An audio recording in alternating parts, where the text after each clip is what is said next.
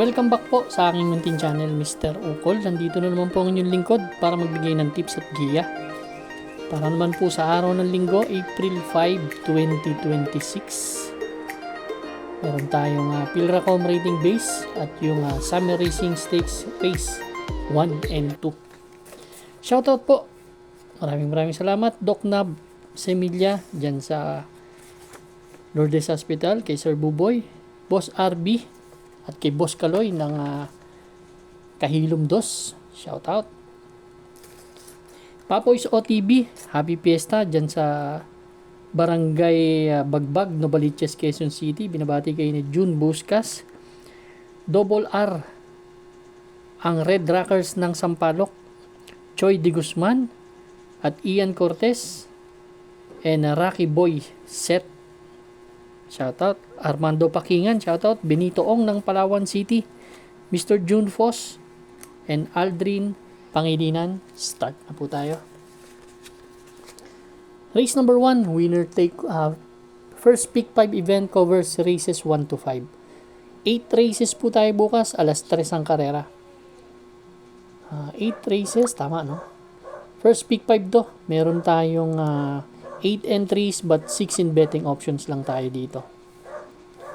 Dito sa race number 1. Ang first choice ko po, entry number 5, si Princess Claudia. Laking kabayo nito. Actually, unang takbo pa lang sa official run niya, nagpakita kagad ng buti to. Segundo to last March 22 kay Tease the Moon. May 1.41 sa milya. Yan ang aking first choice. Yan nakikita ko medyo mag-uumento to. Ang second choice ko yung pwedeng mabumandera dito, si Chancelicious. Kasi siya yung bumandera dun eh. Nakaraan sa laban nila. Baka-buo. Yan ang aking second choice. Third choice ko number 8, Rumored. May 139.8 yan. Sa 1,600 meters no, sa milya. Galing sa dalawang sunod na tersero. Tersero yan kay Resonant and tersero din kay Ready to Riskitol yan. Race number 1, first choice number 5, Princess Claudia. Second choice number 4, Chancelicious. Third choice po number 8, Rumored. Good luck po. Race number 2 na po tayo, bayang karista. Winner take all event covers races 2 to 8. Ito yung nag-iisang winner take all natin. 10 entries tayo dito, 1,400 meters distance, 42 to 56 split na grupo.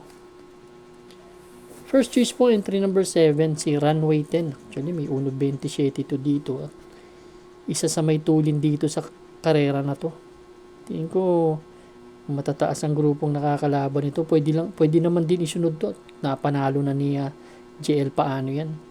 Pwedeng mauna or susundan niya lang si Don Pedro na pwedeng mauna dito sa laban. Second choice ko po, number 4, si Malabon King. Yan. Ito, nakailang tersero nakaraan to. May 1.27 media rin sa 1,400 meters. Gusto ko yung hinete. Sipag kumayog to. Si JR De Ocampo bagay kay Malabon King. Yan ang aking second choice. Kung yung mga kursunada kayo, dagdag lang tayo. Mahirap din itong karera na to. First choice ko po, entry number 7, Runway 10. Second choice number 4, Malabon King. Good luck po. Race number 3 na po tayo. Bayang karista. Pick 6 event covers races 3 to 8. 6 entries po tayo dito. 1,400 meters distance. Ito yung Summer Racing Stakes Race. Summer Racing Fest Stakes Race 2. 3-year-old imported horses locally. Local may join sa karera na to, no? Pwede rin na mga local. Mga batang kabayo, ang gusto ko dito yung Windmill of Summer. Si Windmill of Summer, kakatakbo lang nito. Nobaturan niya last May 31 dito sa Metro Turf. Layo na nalo, 112.8. 25 medya ang dating, kaya tingin ko marami pa si kabayo, kaya gusto ko yan sa laban na yan. Sa race number 3, no? Ang second choice ko yung Miss Rainbow. Ito, medyo nasaran lang din nakaraan to. Tercero lang dumating to eh. Llamado to, pero last March 22 kila Bloomington, kila Great Balls of Fire. Medyo nasasaran lang talaga to. Gandang kabayo din. Race number 3, kung may mga kursunada, dagdag lang. First choice number 5, Windmill of Summer. Second choice number 1, Miss Rainbow. Good luck po. Race number 4 na po tayo, bayang karista. Second pick 5 event covers races 4 to 8. 9 entries tayo dito, 1,400 meters na distansya, 42 to 56 split. Dito sa race number 4, ang gusto ko yung Perpetuator. Last March 21, tercero dumating daw, kala Gamer Winner. Same rider. Segundo pala. Actually, siya rin humabol nun kay Gamer Winner Numero 1 rin to. Hindi, nasa labas. Siya rin ang humabol. Pero tingin ko, malaki ang chance manalo rin si Kabayo dito sa laban na to. Although nakikita natin, ambisyoso si Manipur Gabriel. Tsaka si More Than a Mule, mukhang may bakbakan sa harapan, baka makinabang talaga si Perpetuator. So suluin ko po entry number 1, Perpetuator. Good luck po. Race number 5 na po tayo, bayang karista. Pick 4 event covers races 5 to 8. 9 entries tayo dito, 1,400 meters na distansya, 17 to 41 split. Medyo mahirap na karera din to First choice ko po, entry number 7, Don Lucas. To si Don Lucas, pang-5 dumating, last March 21, kila Stand in Faith, kila Rule the World, 131.4. Medyo galing kasi sa bakasyon to, no? Nakikita natin na magbabandera, yung number 4, Sneaky Eyes, may mga tulin yan, sila Music and Magic, sila Colisarol, may tulin din. Second choice ko po, number 2, Blown Away. Sakay po ni Boji, may 129.4 yan. Itong kabayo na to, gusto ko yung post position kasi marami magbabakbakan, baka makarimati sa balya to. Third choice ko, number 1, sakay ni Kuno, French Leather, na may 128.2. May mga kursunada kayong dihado, kayo na po bahala. Good luck po. Race number 5, ang first choice, entry number 7, Don Lucas. Second choice number 2, Blown Away. Third choice number 1, French Leather. Good luck po. Race number 6 na po tayo, bayang karista, the penultimate race. The penultimate race lang, last extra double and last daily double plus 1. Meron tayong 11 entries but 9 in betting options lang tayo, betting numbers, dalawang coupled entry, 10 and 11 sasakupin